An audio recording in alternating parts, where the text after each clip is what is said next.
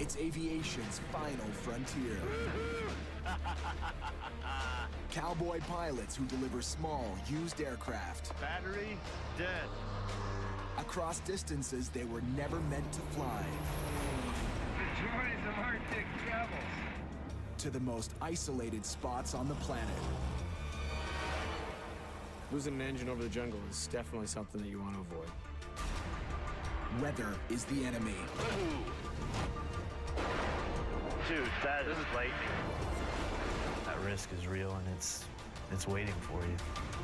But as long as there's money and fuel to burn, if it has wings, we'll fly it.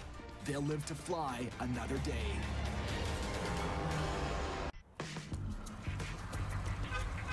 Capitan! Corey B. Nice ride. In Florida, a tired but upbeat Randy McGeehee shows up for a new mission. How we doing? How's it going, man? Good. It's hot. Corey Benson gave Randy short notice on this one, a new plane delivery job. So how you doing, Randy? I know you had a long all-nighter to get here. Man, I haven't slept much. I haven't eaten for like 16 hours, but I'll be all right. I owe a lot of the success of my business to Randy. He really helped me get this company off the ground and delivering these planes. There's no way I could have delivered some of these planes without him.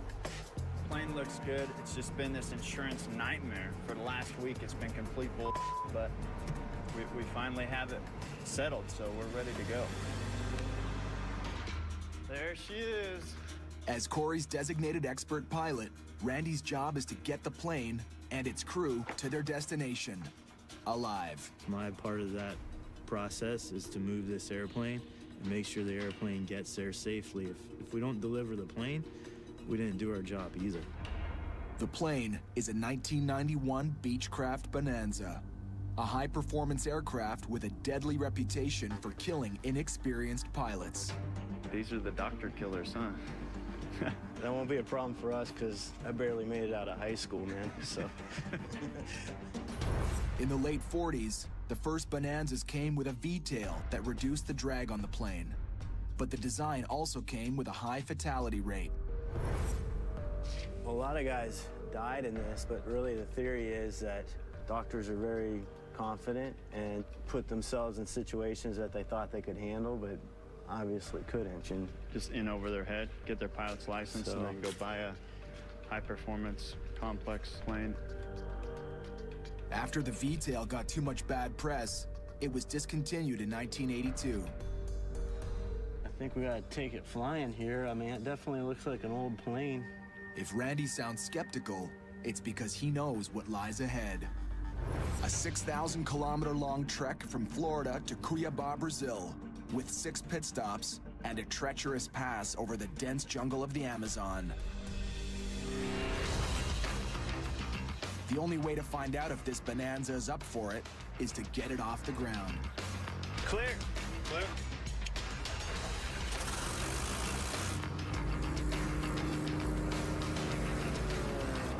And we're off, El Capitan.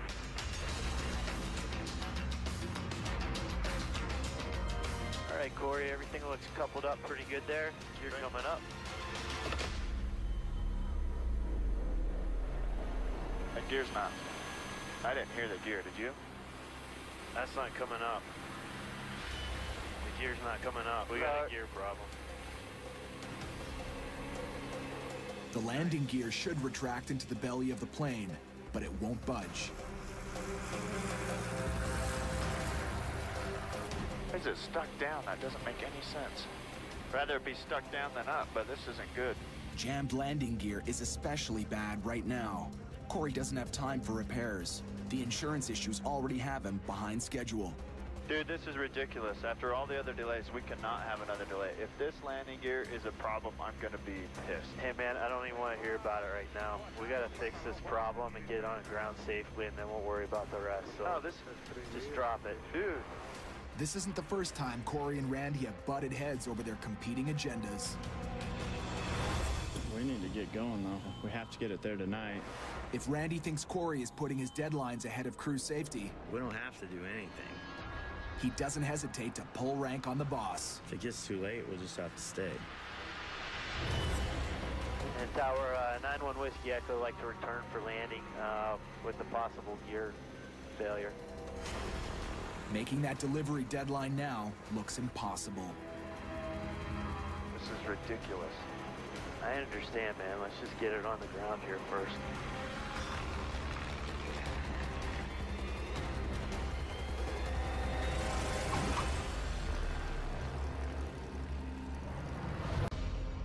Almost 6,000 kilometers southwest, in Florida, Randy's worried that the plane he and Corey are flying to Brazil might have a serious problem.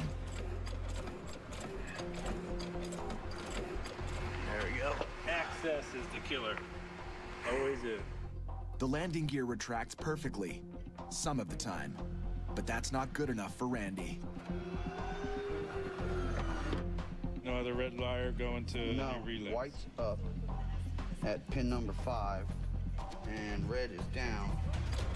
Corey makes an average $15,000 for each plane delivery, if it's trouble-free. Every day we delay it costs us money, with pilot fees and hotels and everything else. And so from a business standpoint, I'm always pushing the pilots. Hey man, we're gonna be doing this a lot. This is gonna happen. We just gotta, it's important to me too, but it's just part of the business. It's the part of the business that drives me freaking nuts.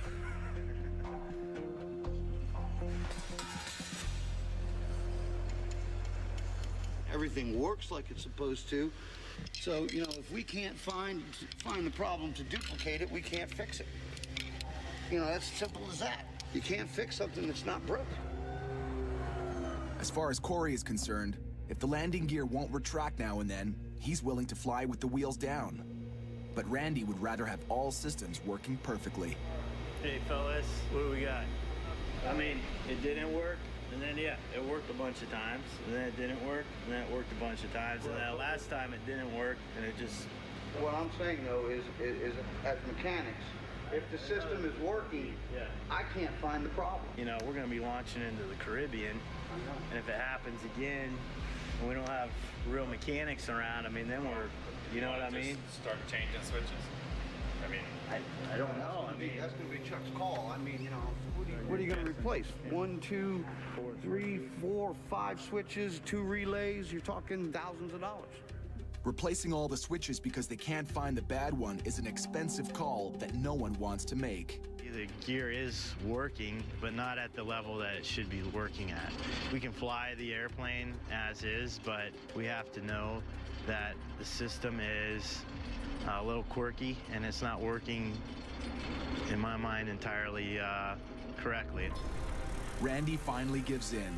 If the landing gear won't retract, the bottom line is the plane can still fly and land. So they're finally off to Brazil. Goodbye, Florida.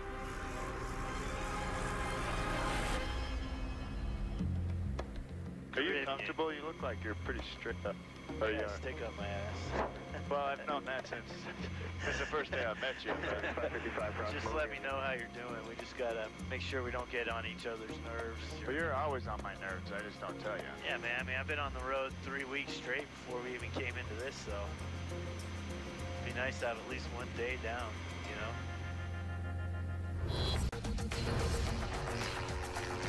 Far from the land of icebergs and glaciers, Corey and Randy fly over the turquoise Caribbean on their way to Brazil, with working landing gear that hasn't let them down so far. Yeah, there's a ton of people on that beach. Stay focused, but make it look good. Got a big audience down here in Hollywood. They're coming into St. Martin, dead tired and in desperate need of some shut-eye. Nice one. Bonanza A 317. They might get some forced time off right now. Turns out their pint-sized Bonanza is too small to rate immediate attention. The handler said that there's a bunch of big airlines that they have to fuel up first, some of those 757s and whatnot. It's a problem ferry pilots know all too well. They only need 300 liters of fuel, so they have to wait for the big planes that might be buying 200 times as much. They're gonna get the big guys out of the way before they'll come fuel up a little guy. Corey isn't happy. But for once, he isn't worried about his delivery deadline. He even decides to take advantage of the delay for some fun. This airport's very well known because everybody can stand right up on that fence, and there's a huge planes that come in and land right on top of them. So it's going to be fun to see. I've seen it on YouTube and the internet a bunch. I've never seen it in person.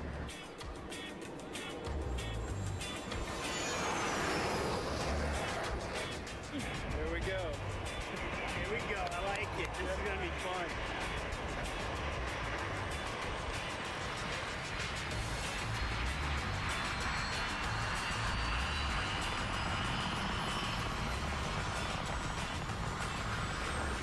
We're at work right now.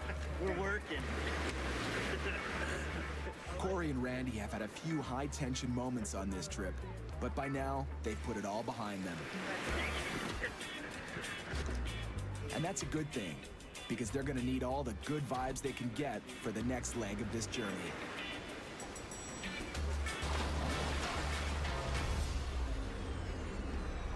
South, Corey and Randy are finally getting refueled. How are you doing? Can we get both tanks topped off? Full up? Yeah, thanks, buddy. And Corey's anxious to take off, because they still have 4,000 kilometers of flying ahead over the Caribbean Sea and across South America to deliver the client's plane within 4 days. Hey, Corey. Yo. Yeah, let's get the hell out of here. You got her. Yeah, let's get out of here.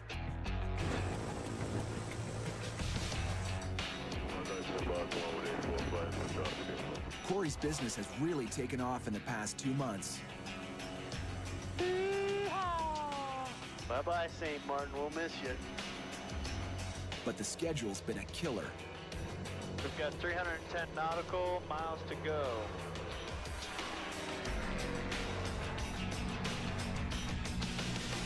I'm a little tired right now. We've had 3 long days, and we're constantly being challenged in one way or another. We're not eating much. I'm sure we're dehydrated because we're not drinking much. We put in a lot of hours in the cockpit every day. We don't get a lot of sleep. We're jumping time zones. Our body's always trying to catch up. But yet, the type of flying we do requires the most concentration because something always goes wrong. Corey, I'm going to need your help on this flight. Always be double checking these gauges. Every minute, you should at least run your eyes past them, maybe even a little closer than normal. Okay. This one engine, we have to take care of it, so it takes care of us. Extreme fatigue is dangerous enough when conditions are perfect. But suddenly, thunderheads come out of nowhere and close in on the tiny Bonanza. Whoa. You feel that? Yeah, this is crazy, dude. Corey, this is gonna get rough, man. Seriously, this could be really bad. Make sure you're strapped in.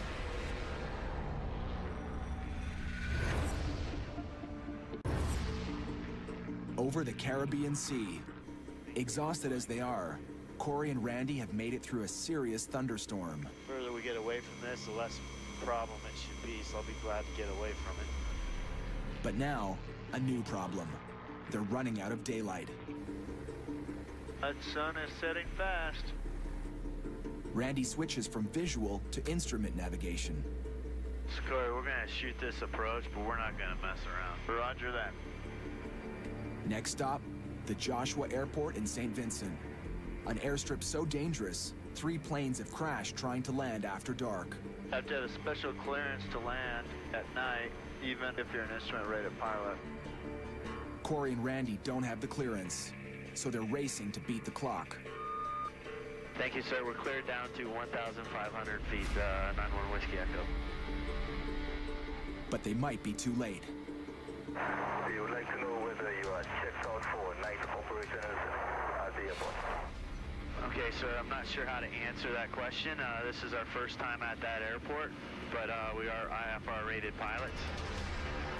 Randy hopes that being qualified to fly by instrument will get him a pass to land.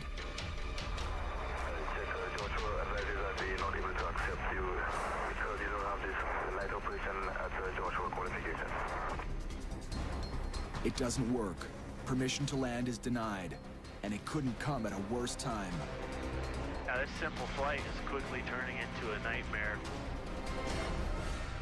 Next time on Dangerous Yeah, Flights, we're tired. Don't do anything stupid. fatigue takes a toll. Damn it. Randy puts his foot down. We pushed it too hard, too long. Let's start talking about taking tomorrow off.